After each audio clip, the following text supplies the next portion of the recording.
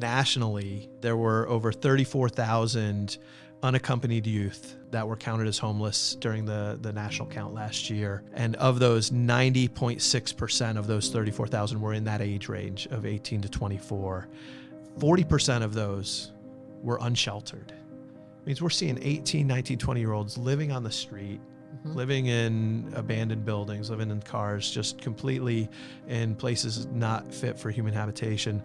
I want to give a special thank you to our Season 2 sponsors, MHEB Incorporated, Amish Gazebos, Espen Shade Farms, and Espen Shade Mills. To learn more about our sponsors, visit wsm.org/podcast. Hi, and welcome to the Restorers Podcast. I'm Jack Crowley, the president of Water Street, and I just want to say thank you for joining us here on Season 2 of the Restorers Podcast. Today, we're going to be talking about youth homelessness.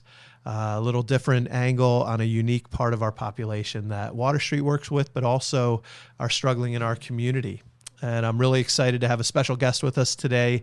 Lisa Greener is the executive director of Community Basics, which is a local affordable housing developer here in Lancaster, doing great work. I'm a little biased because I serve on their board, full disclosure. But Lisa, thanks for being here today. Thank you. Appreciate it. Appreciate the invitation. Yeah, it's great to have you with us. Could you tell us just a little bit about Community Basics and what you guys do? Sure. Community Basics is a nonprofit, so that's always a good thing, developer of affordable housing, and we also manage our properties.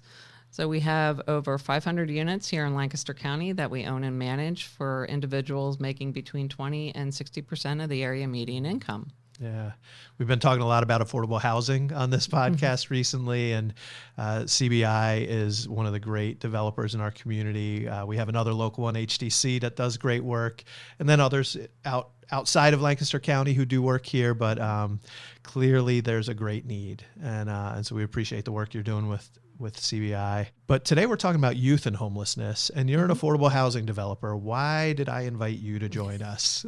Tell us about one of the newest projects that Community Basics is working on. Well, I'll give a little bit of backstory in that Community Basics has an underlying mission of trying to provide some permanent housing for homeless individuals or families. So this would be our fourth homeless project, and we actually decided to designate this one for youth homelessness, so individuals between the ages of 18 and 24 up to their 25th birthday. To acknowledge the fact that there are a lot of youth out there that are exiting foster care or just not able to stay in their families' homes anymore, and they're not really ready to be out on their own. They don't have the financial stability, they don't have the life skills, that kind of thing. So we just wanted to make the right space for them to be able to survive in society. Yeah. So the new project is going to be right here in the city. Correct. On Manor Street, right? It's called Manor Youth House. Right. Tell us a little bit more about the actual project, the house, and who you're partnering with to make it happen. It is a 3-story property with 6 single-room occupancy units and 3 one-bedroom apartments. There will be shared living room, kitchen, dining, laundry, and supportive services will also be provided at the site. What a great addition to the array of services that are needed here in our community. It is a very unique population, and you just mentioned to me that another development that is almost completed right now, just outside the city, also has 3 units set aside. Is that correct? Right. Bousman Place Apartments is off of Charles Road, which is considered Lancaster Township, but literally right outside the city. Right on the line. We have 6 homeless set-aside units there. 3 are Yeah. for youth and 3 are for any people of any age. Yeah, it's wonderful to see developers taking into consideration not just creating affordable housing, not just housing that hits those more difficult income levels, you know, the 20s, the 40s, the 60% of median income, but actually having set-asides for people who are formerly homeless. That's such a huge deal. Here at Water Street, one of the hardest issues we're dealing with our guests as they complete the program, as they've kind of resolved a lot of the besetting issues that led to homelessness. Now they're ready to move back into the community, and there is nowhere for them to go. There's just such a lack of affordable units. And so these additional set-asides for formerly homeless individuals is huge. I just can't say that enough. And maybe if there's some developers listening out there, they'll take your lead. But youth homelessness. So Valley Youth House, just a couple things. I think when most people think about homelessness in America, homelessness in our community, there are certain pictures that come to mind, right? Mm-hmm. The single middle-aged adult, often male, with addictions or mental health issues. I think there's a growing awareness of family homelessness, of moms with kids and of intact families and facing that. But we don't often think of those 18, 19, 20-year-olds. Right. And so when we talk about youth homelessness, just for clarity's sake, we're talking about individuals between 18 and 24 years old, typically. Correct. So just a couple statistics. Nationally, there were over 34,000 unaccompanied youth that were counted as homeless during the national count last year, or in 23. And of those, 90.6% of those 34,000 were in that age range of 18 to 24. 40% of those were unsheltered. Means we're seeing 18, 19, 20-year-olds living on the street, mm-hmm. living in abandoned buildings, living in cars, just completely in places not fit for human habitation. Those are some of the national numbers. Are we seeing similar things here in Lancaster? We are seeing an increase in it. There was, I think, a 50% increase between 21 and 23 in the count of homeless youth. Wow. So whether we are counting better or there are more of them, I tend to think there's probably more. Well, and that's an interesting comment. We're counting better. Mm-hmm. I do believe that's true, but I think there has been a rise. There's something unique, though, about youth homelessness. What are some of the factors that lead to an 18-year-old becoming homeless, a 19-year-old becoming homeless?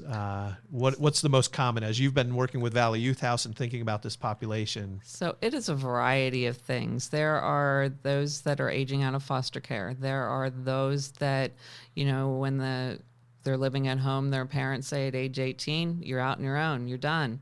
There are those that are having, that are part of the LGBTQ community, and their parents say, I want nothing to do with it. Yeah. And they kick them out. And it's not really fair to the child. Yeah.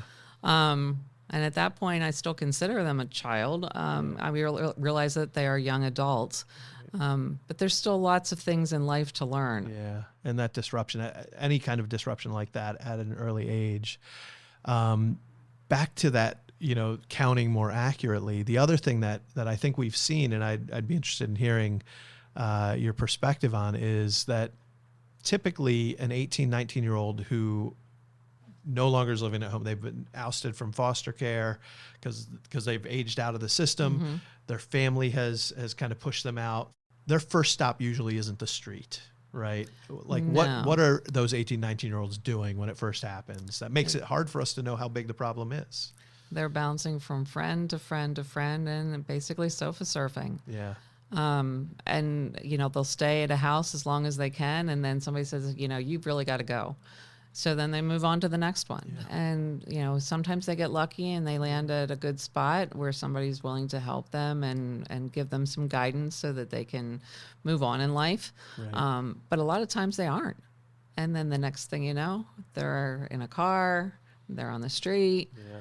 They're in bad situations. And we know that homeless youth are way more susceptible. I mean, I'll go Yes. there. It's hard to think about, but we recognize that those 18, 19-year-old, 20-year-olds who don't have connections, when they do end up out on the street, they're very susceptible to trafficking in a variety of ways. They're susceptible to abuse and being manipulated. Mm-hmm. One of the things when we see some of our younger guests arrive at Water Street, when they do make their way to us at that young age, often it's because of one of those experiences that finally push them to the point of needing to come to us.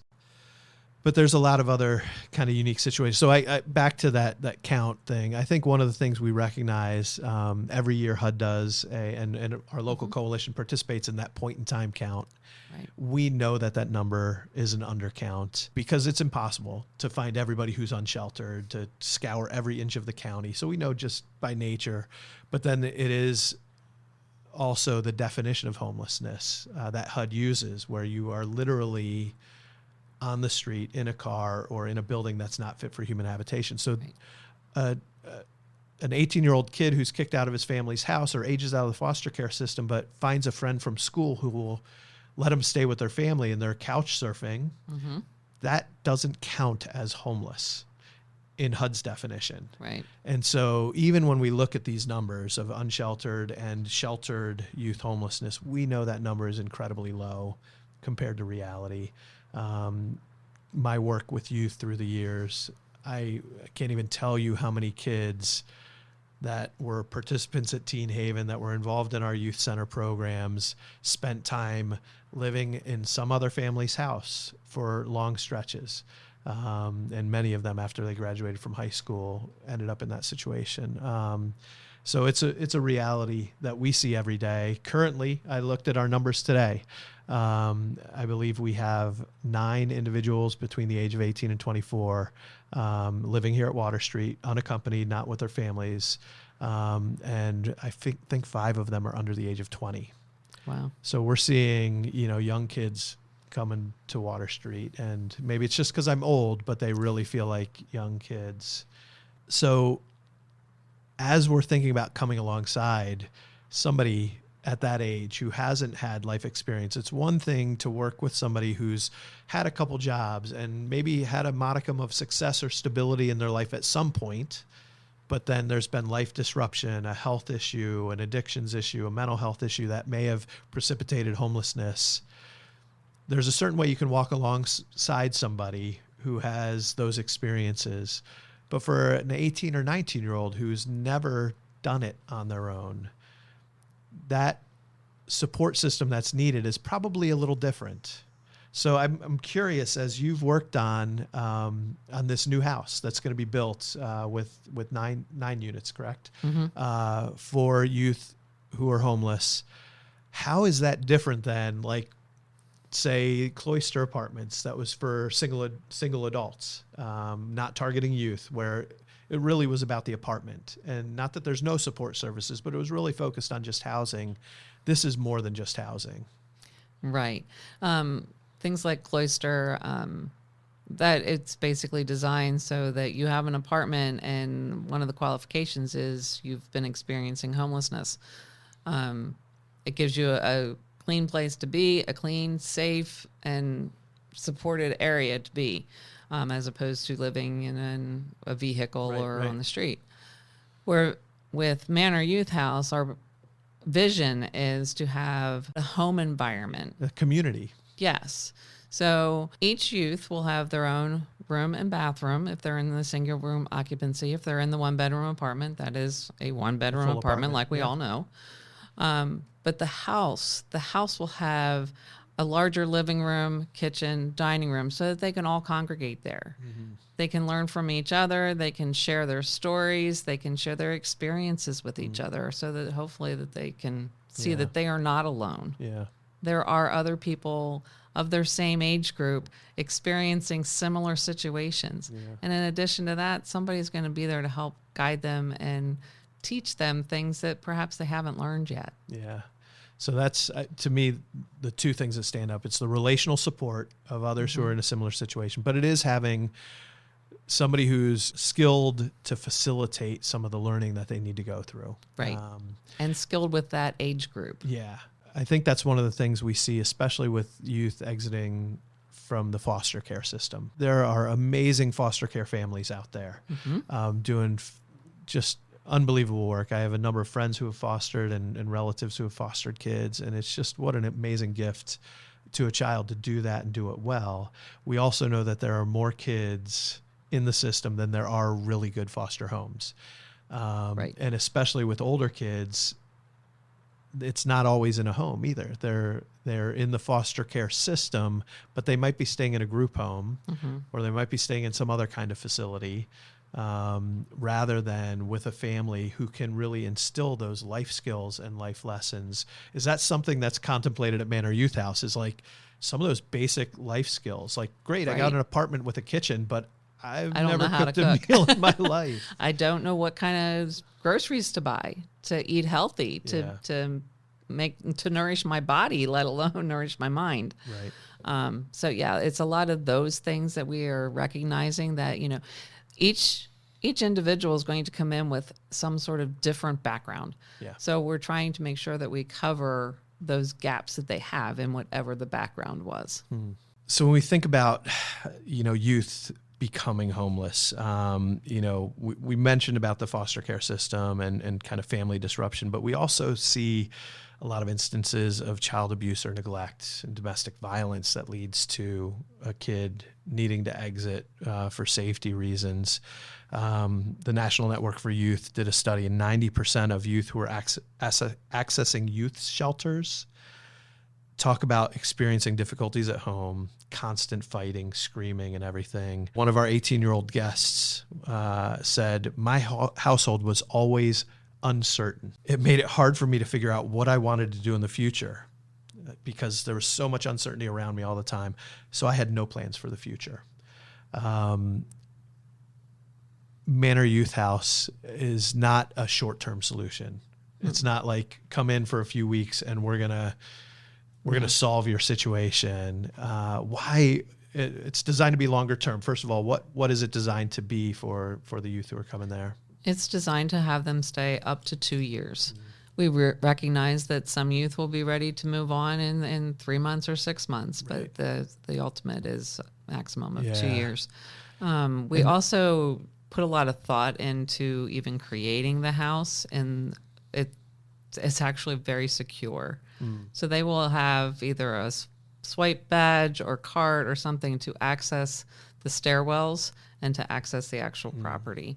We wanted them to feel safe and secure in their location no matter what they experienced prior. And that's huge for a kid who hasn't experienced safety even in their own home.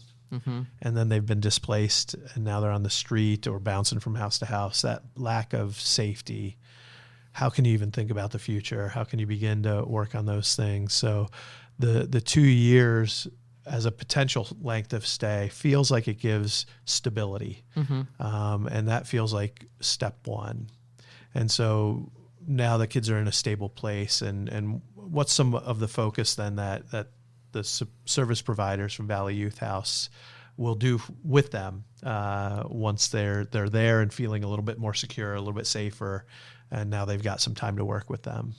So, I mean, obviously we talked initially about the life skills and it just the things in the kitchen, as well as making sure that you keep your room clean.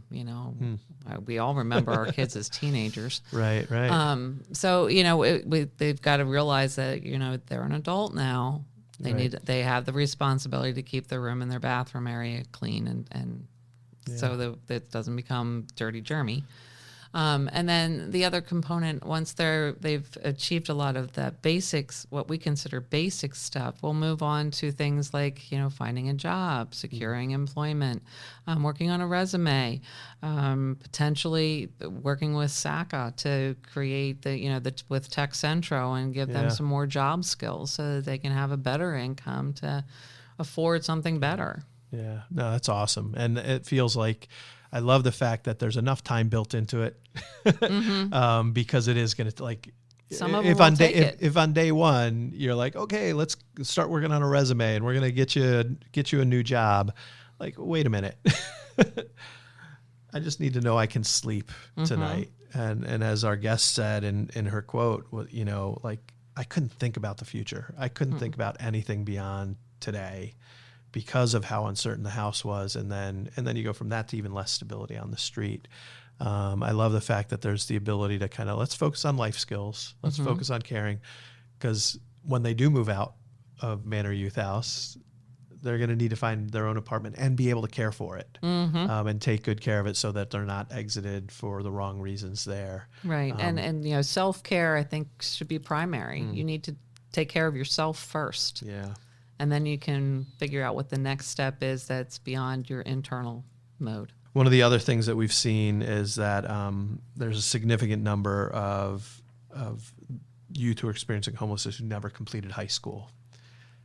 which makes it that much harder. And, how are you going to find those jobs without even a high school diploma?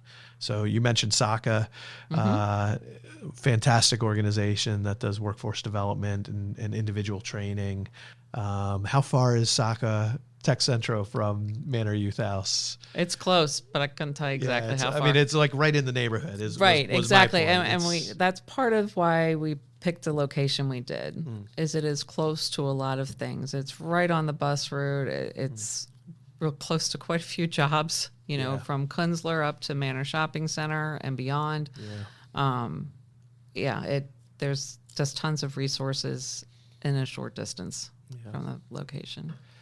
One final thought to lean into. I want to go back to one of the things we said at the beginning, because I think there's a generalized lack of awareness of just how many young people are experiencing homelessness. And we've seen it here at Water Street. And we see it kind of in waves. It's interesting. I know there was a time where, there's always a smattering of younger people. You're like, wow, man, that kid looks really young. Are they really on their own here? And they're 19 years old, 20 years old. And then there's times it feels like there's a wave, and we'll see, 10, 15 kids all experiencing it. So there's a general lack of awareness, I think, with that. But then there's that aspect of the hidden aspect of youth homelessness. It's interesting to me, when you proposed this, was there any resistance here in Lancaster County from, the funders, from the service providers, to say, why are you doing youth homelessness? Why are you doing a house just for them? None. Yeah. Every time we presented it, oh, that's a great idea. We really need that. Yeah. We started out talking with the Homelessness Coalition and just kind of kept creeping out from there. Sought out someone that we felt was more of an expert in the field, which is how we found Valley Youth House, and worked with them to create what we felt was be the best structure for this age group and this time in their life. And just kind of kept getting bigger and growing, and now we're just trying to get all the funding together so we can actually start construction. Well, I'm excited that it's coming. I think, that reality that when you talk to those who are working around issues of homelessness, or those working with youth populations, the school support teams that are working with families and children in homelessness, there is a clear recognition of a need and a growing need. It is hidden from the community because kids are out there couch surfing, banding together and hiding together. Sometimes they don't want to be seen because they have not felt safe even in their own home. Why would I feel safe anywhere else? And so it is kind of a hidden secret of just how big the problem is. I'm grateful that here in Lancaster County, our service providers see the issue, care about the kids, and we're starting to move the needle. Water Street's been walking in this for a while, but to know that there are others out there stepping in to try to address the issue, to try to find solutions. I think there's some upstream solutions we probably need to focus on even more around foster care and around supports to families that are in crisis, so that when the kid turns 18, they're not left on their own. But I'm glad you could join us today, Lisa. Appreciate your input. Really appreciate the work you're doing at Manor Youth House. And thank you for listening to us today. This is a tough issue, and there's a lot of challenges in walking with young people experiencing homelessness. But we're grateful you're joining us here at Water Street.